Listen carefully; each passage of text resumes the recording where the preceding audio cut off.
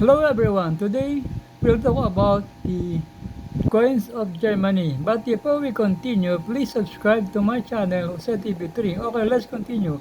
Guys, this is the coin of Germany or Pfennig. So you will see here on the obverse the 50 Pfennig or 50 cents. And on the lower side over here, you will see the mint mark letter F.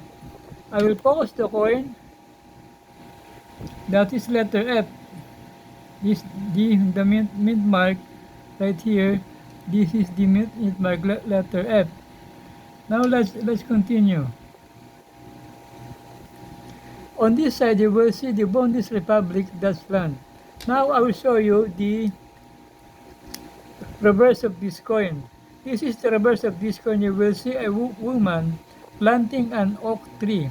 And on the lower side you will see here the year 1950, because this coin is minted on the year 1950. Now let's continue.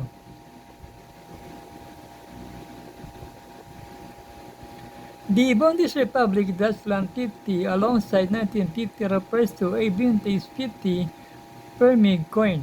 Circulated versions are common and worth $1 up to $5 while pristine.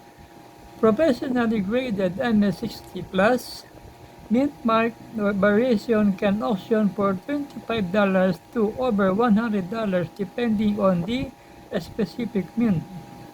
These iconic coins designed by Richard Martin Werner features a Traumer Pro Rabel woman planting an oak tree on the reverse, symbolizing Germany's post-World War II rebirth. The obverse displays the coin's value, Bundesrepublik Deutschland, and a specific mint mark letter. The 1950 coins features a World Bank Lander rather than Bundesrepublik Deutschland. The 1950 G-Bank Lander coin is highly sought after and can command a significant premium, sometimes reaching into the hundreds or thousands of dollars for high-grade coin condition.